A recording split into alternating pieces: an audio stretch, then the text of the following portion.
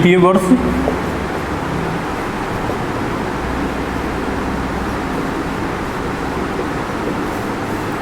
हिंदी साहित्य।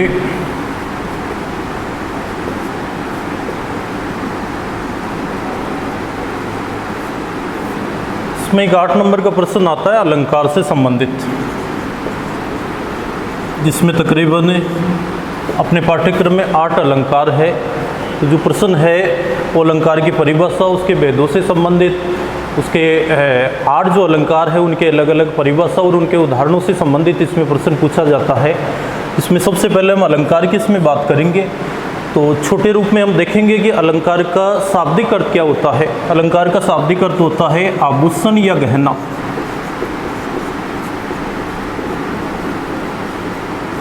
अलंकार शब्द का अर्थ होता है आभूषण या गहना।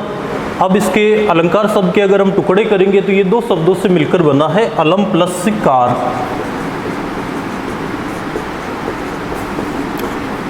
अब इन दोनों शब्दों का शाब्दिक अर्थ देखते हैं तो थोड़ा इससे अलग होता है। अलम का अर्थ होता है शोभा और कार का मतलब करने वाला या बढ़ाने वाला। अब अलंकार का आभूषण से क्या संबंध है, इसमें यह बताया जाता है कि असल में जैसे कोई स्त्री अगर गहने या आभूषण धारण करती है तो उसकी शारीरिक सुंदरता पहले से कई गुना ज़्यादा बढ़ जाती है। ठीक उसी प्रकार से काव्य या कविता में अलंकारों का प्रयोग करने से काव्य या कविता की सुंदरता बढ़ जाती है। असल में काव्य की सुंदरता बढ़ाने के लिए ही अलंकारों का प्रयोग काव्य में किया जाता है। यहाँ जो अलंकार है इसके अर्थ की अगर हम बात करें तो अर्थ जैसे इसका जो शाब्दिक अर्थ है उसी से मिलता जुलता अर्थ और परिभाषा हम इसमें बना सकते हैं। काव्य की शोभा बढ़ाने वाले शब्दों को अलंकार कहते हैं। बिल्कुल सरल सी इसकी परिभाषा है, सरल सा इसका अर्थ है कि कविता या काव्य की सुंदरता या शोभा बढ़ाने वाले शब्दों या शब्दांश को अलंकार कहते हैं। और फिर बड़े रूप में हम ये दे सकते हैं कि स्त्री की शोभा बढ़ाने के लिए जैसे आभूषणों का प्रयोग करते हैं उसी प्रकार से काव्य की शोभा बढ़ाने के लिए काव्य या कविता में अलंकारों का प्रयोग किया जाता है। अब बात करते हैं कि इसके कितने भेद या प्रकार होते हैं। मूल रूप से जो अलंकार है उनके 3 भेद होते हैं।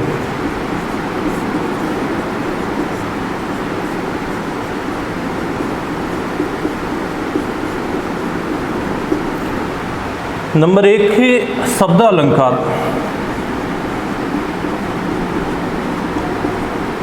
दूसरा है अर्थ अलंकार और तीसरा इसका भेद है उभय अलंकार। जैसे इनके नाम से पता चल रहा है, अगर हम इसके टुकड़े करेंगे तो शब्द धन अलंकार, इसमें हो जाएगा अर्थ धन अलंकार और उभय धन अलंकार।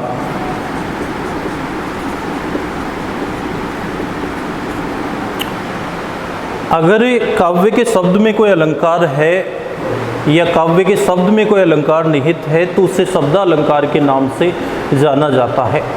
यदि काव्य के अर्थ में कोई अलंकार है तो उसे अर्थ अलंकार के नाम से जाना जाता है।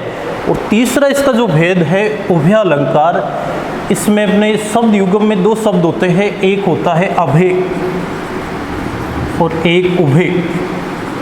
यहाँ इन दोनों को समझ लेते हैं। अभय का मतलब होता है निडर या साहसी, अभय मतलब बिना भय के, निडर या साहसी या बिना डर के। और उभय का अर्थ होता है दोनों। तो यहाँ अपने को दोनों का मतलब ये समझना है कि उभय प्लस अर्थ दोनों से है। अब अपने को समझना है क्या शब्द है, क्या अर्थ है, क्या उभय है। यदि किसी शब्द के में कोई अलंकार होता है तो उसे शब्दालंकार कहते हैं। किसी शब्द के अर्थ में यदि कोई अलंकार होता है तो उसे अर्थालंकार कहते हैं। और कई अलंकार ऐसे हैं जो शब्द में भी होते हैं और अर्थ में भी होते हैं तो उन्हें उभय अलंकार के नाम से जाना जाता है। अब इनमें जैसे 2-4 अपने उदाहरण देखते हैं इनमें कि कौन सा शब्दालंकार है, कौन सा अर्थ है और कौन सा उभय है। अब सबसे पहले अपने जैसे पाठ्यक्रम में जो अलंकार है इसका नाम है अनुप्रास। अनुप्रास को हम शब्दालंकार में शामिल करते हैं। अर्थालंकार की बात करें तो अपने सल्लेस, यमक, रूपक, ये ऐसे अलंकार हैं जिनको अर्थालंकार में शामिल किया जाता है। लेकिन यहाँ आपको बता दें कि ये जो सल्लेस अलंकार है इसको दोनों में ही शामिल करते हैं। ये शब्द में भी है और उभय में भी है। क्यों? क्योंकि इसके शब्द में भी अलंकार माना जाता है और उसके अर्थ में भी अलंकार माना जाता है। इस कारण से इसको उभय अलंकार में भी शामिल किया जाता है। वैसे कुल मिलाकर जो अलंकारों की संख्या है वो लगभग 80 प्लस बताई जाती है। 84 अलंकारों की चर्चा भी की जाती है। लेकिन अपने पाठ्यक्रम में जो 7-8 अलंकार है, यहाँ अपने को केवल उन्हीं का अध्ययन करना है। इतने विस्तृत रूप में अपने को नहीं जानना है कि 84 अलंकार कैसे पढ़ेंगे। प्रश्न आएगा केवल अपने 8 नंबर का, और 8 नंबर के प्रश्न में अगर इतना मैटर पढ़ेंगे तो बाकी का पाठ्यक्रम पूरा ही नहीं हो पाएगा। तो यहाँ केवल 8 नंबर का जो प्रश्न आएगा उसमें केवल हम 8 अलंकार जो है उनका अध्ययन करेंगे। इनसे संबंधित जैसे प्रश्न ये आ जाए कि अलंकार किससे कहते हैं, अलंकार का क्या महत्व है, अलंकार के कितने भेद होते हैं, तो इनकी अपने को 1-1, 2-2 लाइन में परिभाषा देनी है। रही बात इसके उदाहरण की कि अलंकार किससे कहते हैं, उदाहरण सहित समझाइए। तो हम जो ये 8 अलंकार पढ़ेंगे, इन 8 में से किसी भी अलंकार के 2 उदाहरण हम अलंकार की परिभाषा में लिख सकते हैं, कोई से भी हो चाहिए। हाँ, इनकी जो परिभाषा है वो अपने को 1-1 लाइन वाली जो परिभाषा है वो याद रखना है, और 1-1, 2-2 अलंकार के हम इसमें नाम लिख सकते हैं। क्योंकि प्रश्न अपना ज़्यादा बड़ा नहीं है तो उस चक्कर से अपने को इनकी बहुत बड़ी जो परिभाषा है, अर्थ है, वो भी नहीं बताना है। बहुत ज़्यादा इसमें उदाहरण भी नहीं लिखने हैं, क्योंकि अलंकार का अर्थ उदाहरण पूछने के साथ साथ अपने के 2 अलंकार पूछे जाते हैं। जैसे सलेस और यमक में अंतर बताइए, सलेस अलंकार किससे कहते हैं, यमक अलंकार किससे कहते हैं, या 2 में अगर अंतर भी पूछा जाए तो अंतर में अपने को कुछ नहीं करना है, अलग अलग है दोनों की परिभाषा और 1-1 उदाहरण अपने को लिख देना है। अब बात करेंगे अपने इसमें अनुप्रास अलंकार की, जो अपने पाठ्यक्रम में पहला अलंकार हम उसको मानते हैं।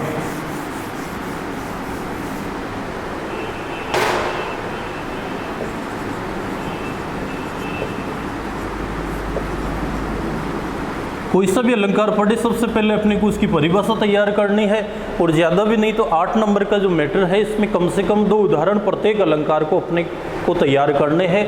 इसमें अनुप्रास जो अलंकार है इसमें वर्णों की आवर्ती होती है। किसी भी शब्द का जो पहला वर्ण है उसकी आवर्ती कम से कम 2 बार अगर कहीं भी होती है तो वहाँ पर अनुप्रास अलंकार माना जाता है। अनुप्रास अलंकार एक ऐसा अलंकार है जो करीब करीब अधिकांश काव्य पंक्तियों में मिल जाता है। कारण क्या है कि कोई भी वर्ण शब्द का पहला हम देखें तो ऐसे बहुत सारे वर्ण आते हैं जो 2 बार अपने को मिल जाते हैं, चाहे उनके स्वर समान हो या अलग अलग हो। स्वर का मतलब उनकी मात्राएं चाहे एक सी हो या अलग अलग हो। जैसे मान लो ये उदाहरण है, भगवान भक्तों की भयंकर भूरी बीती भगाइए।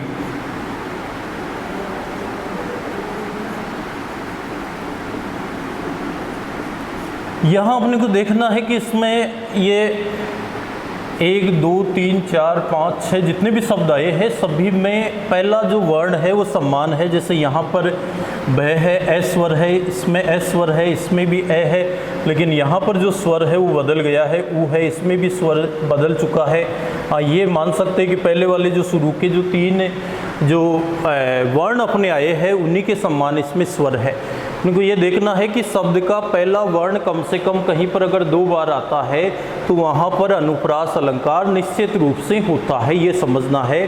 अब ये 2 से अधिक से कितनी भी बार आए, 4 बार, 5 बार, उनमें अनुप्रास अलंकार माना जाता है।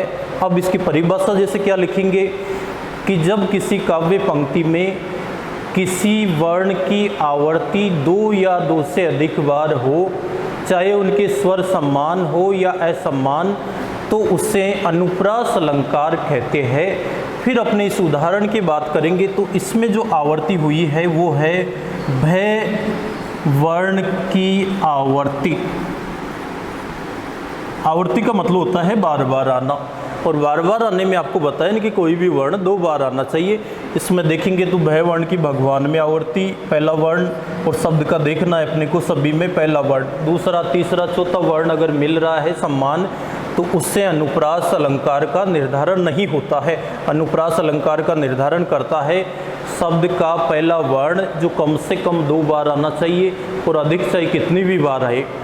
अब इसमें अपने एक उदाहरण और देखेंगे, जैसे हनुमान चालीसा में आता है कानन कुंडल कुंचित केसा। कानन कुंडल कुंचित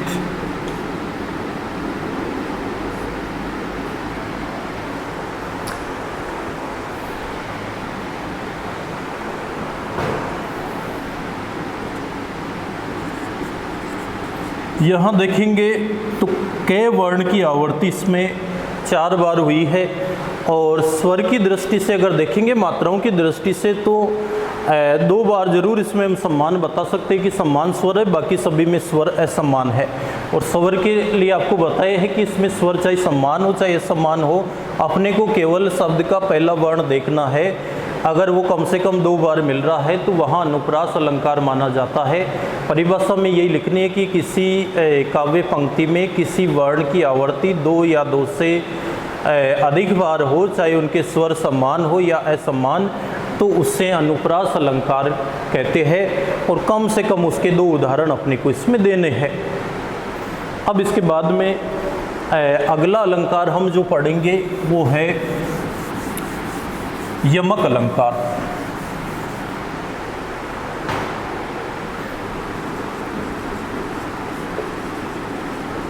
अब आपको बता दें कि इसमें ये 2 अलंकार है, एक तो यमक है एक सलेस। इन दोनों में कुछ समानता है कुछ असमानता है। समानता तो हम ये कह सकते हैं कि दोनों में ही शब्दों की आवर्ती होती है, और असमानता ये है कि एक में तो शब्द कम से कम 2 बार आने चाहिए,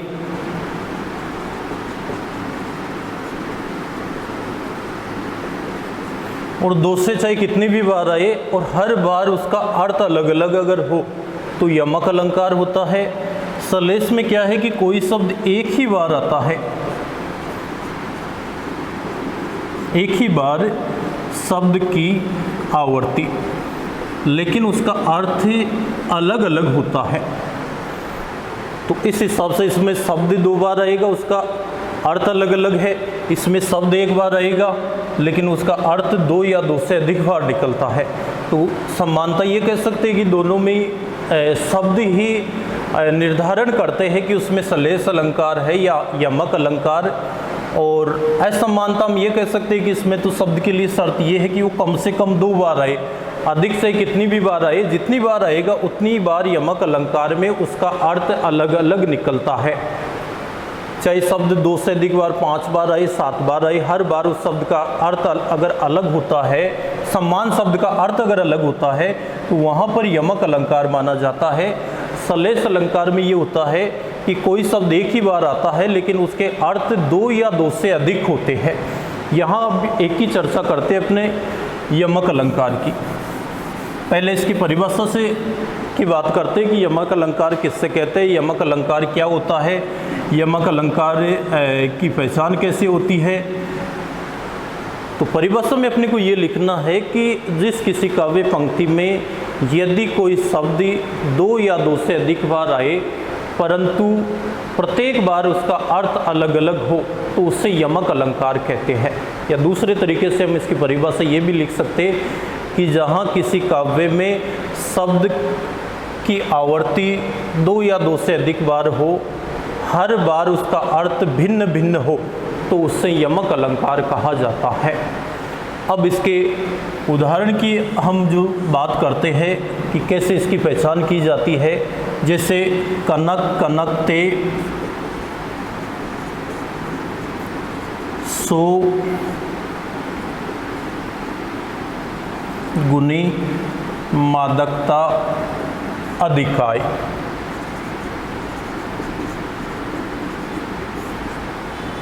दूसरी इसकी पंक्ति है या पाए बोराए जग या खाए बोराए जग। लेकिन दूसरी पंक्ति अगर आप याद नहीं करते हो, लिखते नहीं हो, तो उससे कोई संबंध नहीं है।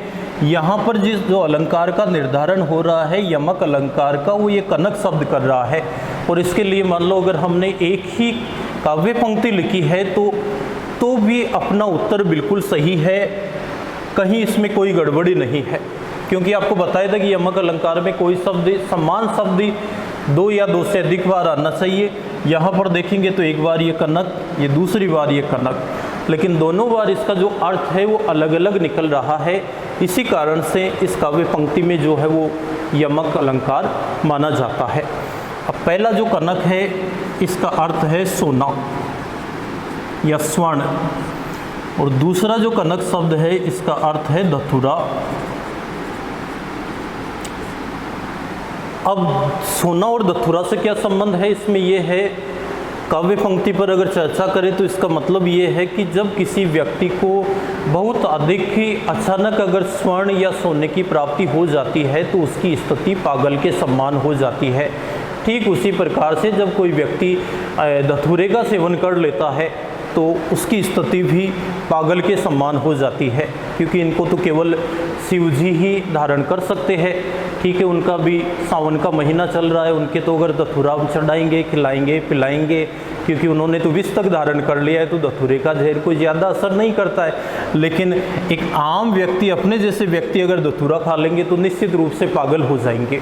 ठीक वैसे ही आवश्यकता से ज़्यादा अगर धन मिल गया, सोना मिल गया, स्वर्ण मिल गया, तो उससे भी व्यक्ति की जो स्थिति है वो पागलपन के समान हो जाती है।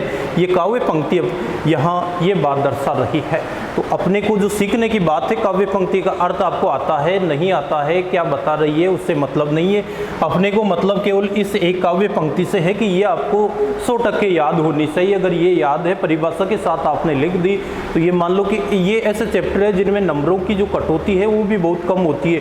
अगर आपने बिल्कुल सही लिखा है तो पूरे में से पूरे नंबर यहाँ मिलने की पूरी गुंजाइश और संभावना है। हम जो व्याख्या प्रश्न करते हैं उनमें तो फिर भी पूरा सही लिखने के बावजूद भी नंबर काट लिए जाते हैं। ये चैप्टर ऐसे है जिनमें पूरे अंक आप प्राप्त कर सकते हो।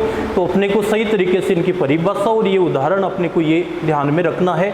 अब दूसरे उदाहरण की इसमें चर्चा करते हैं, जो अपने हिंदी के एक रीतिकालीन कवि है कवि भूषण, जिसने 76 साल महाराजा 76 साल और छत्रपति शिवाजी के बारे में लिखा था, जिसके बारे में आपने BA सेकेंड ईयर में काफ़ी कुछ पढ़ा भी था।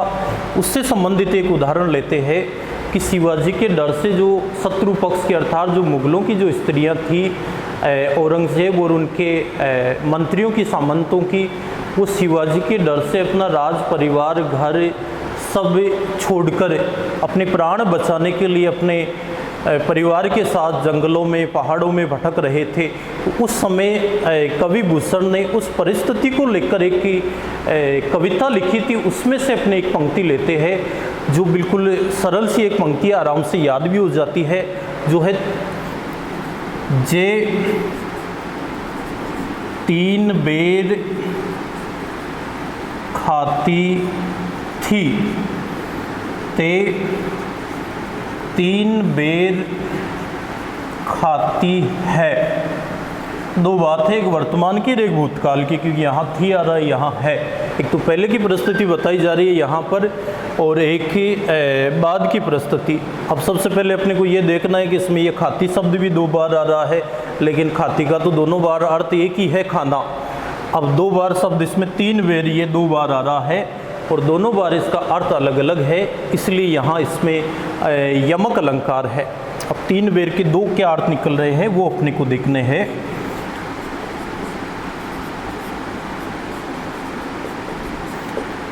पहला जो 3 बेर है इसका अर्थ है 3 बार, और दूसरा जो 3 बेर है इसका अर्थ है 3 बेर के फल। 3 बेर के फल, जिसको अपनी भाषा में हम जो बोर बोलते हैं उसी को यहाँ बेर दिखाया गया है। दूसरी इसकी जो पंक्ति की अगर बात करें, नगन जड़ाती थी ते नगन जड़ाती है, कि पहले जिन्होंने अपने शरीर पर बहुत सारे आभूषण गहने धारण कर रखे थे, अपने आभूषणों का बोझ भी इतना ज़्यादा था कि उससे भी वो कोमलांगी जो थी वो परेशान होती थी।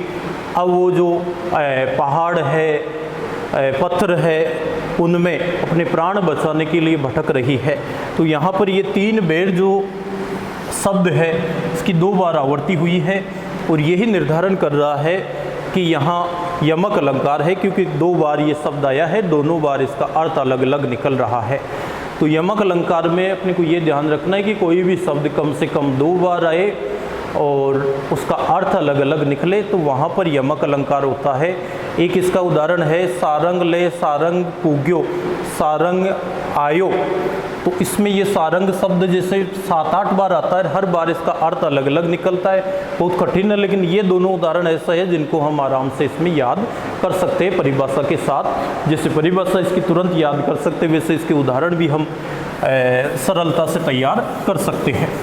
अब बात करते हैं सलेस अलंकार की, क्योंकि दोनों में कुछ समानता और कुछ असमानता थी, इसलिए एक साथ बताए। तो अब बात करते हैं सलेस अलंकार की। कई बार प्रश्न ये भी आ जाता है कि दोनों में अंतर पूछ लिया जाता है, उसमें कंफ्यूज नहीं होना है, दोनों की अलग अलग परिभाषा और एक एक 2-2 उदाहरण अपने को लिखना है इसमें ये। और इसके अलावा जैसे कि अंतर पूछ रहा है तो अंतर यही है कि दोनों की परिभाषा या अर्थ अलग अलग है, यही इनमें अंतर है। अब कई बार इसका शाब्दिक अर्थ भी पूछा जाता है, तो सबसे पहले इस सलेस शब्द का अर्थ देख लेते हैं, जो कई बार आता रहता है कि सलेस का शाब्दिक अर्थ। और एक ही अलंकार अगर पूछे तो थोड़ी उसकी परिभाषा भी बढ़ाकर लिखेंगे तो उससे अपना उत्तर भी कुछ बड़ा हो जाता है। सलेस शब्द का अर्थ होता है चिपकना या चिपका हुआ।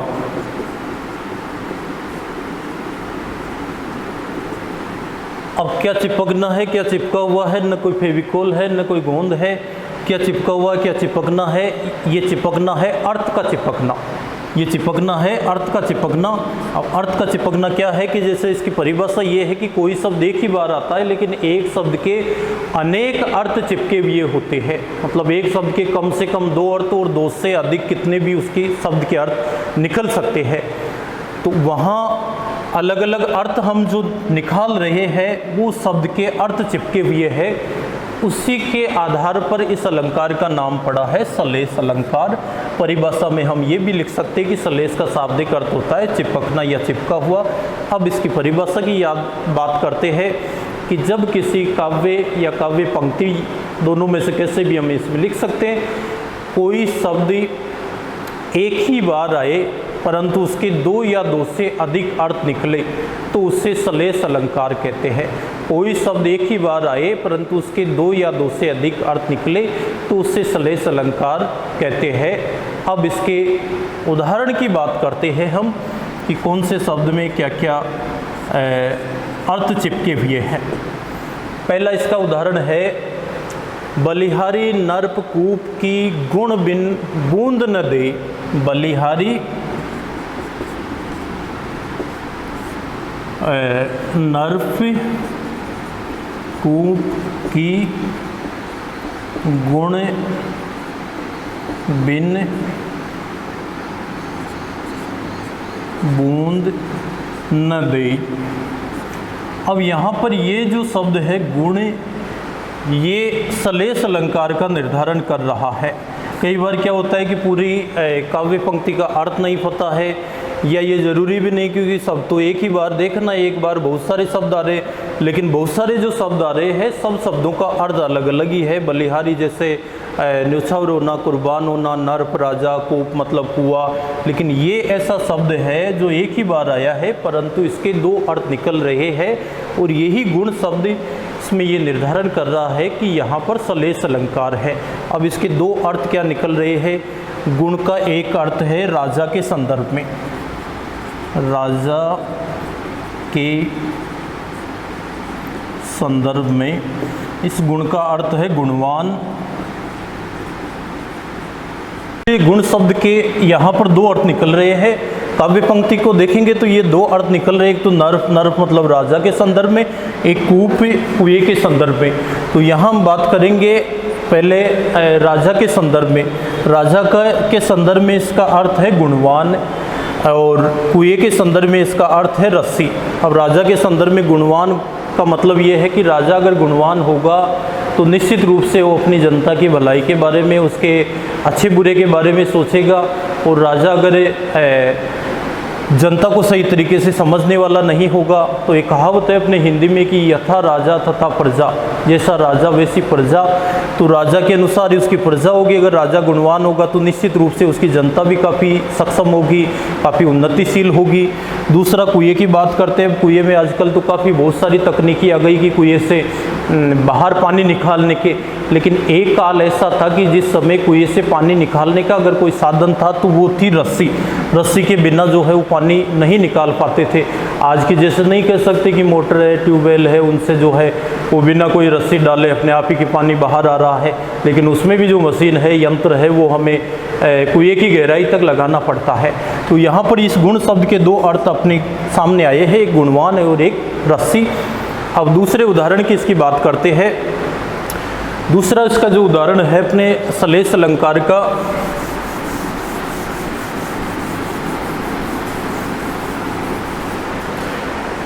वो है रही मन पानी राखिए बिन पानी सब सून, पानी गए न उबरे मोती मानस चून। अब काव्य पंक्ति दो हो गई, सलेश अलंकार एक में है और दोनों याद होती है, एक नहीं होती है, थोड़ी दिक्कत होती है, तो अपने को एक पर ध्यान देना है। तो दूसरी लाइन हम आपको बताते हैं, पानी गए न उबरे, पानी गए न उबरे मोती मानुष्य चून।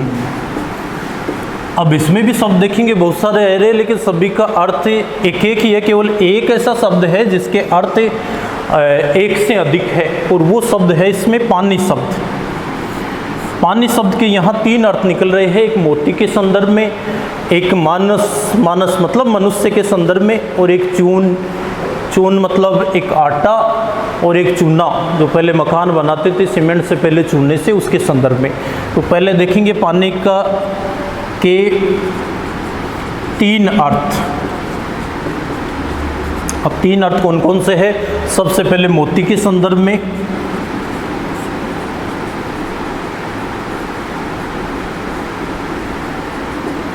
मोती के संदर्भ में जो पानी का अर्थ है वो है चमक, क्योंकि मोती एक पत्थर है और उस पत्थर की जो कीमत है वो उसकी चमक से ही है। अगर उसमें चमक नहीं होगी, उसमें पानी नहीं हो, तो उस मोती का कोई मूल्य नहीं है। वो मोती भी अन्य जो साधारण पत्थर है उनके समान ही है, लेकिन चमक से उसकी जो कीमत है वो कई गुना बढ़ जाती है। लोग अपनी अंगुलियों में बहुत सारे रत्न, बहुत सारे पत्थर धारण करते हैं, तो उनके अंदर ये माना जाता है कि पानी है, उस पानी से उनकी कीमत मानी जाती है। अगर पानी नहीं है तो वो साधारण पत्थर की तरह है। तो मोती के लिए पानी का अर्थ है चमक। दूसरी बात करते हैं अपने मनुष्य की, मनुष्य के संदर्भ में। मनुष्य के संदर्भ में पानी का अर्थ है इज्जत या मान सम्मान।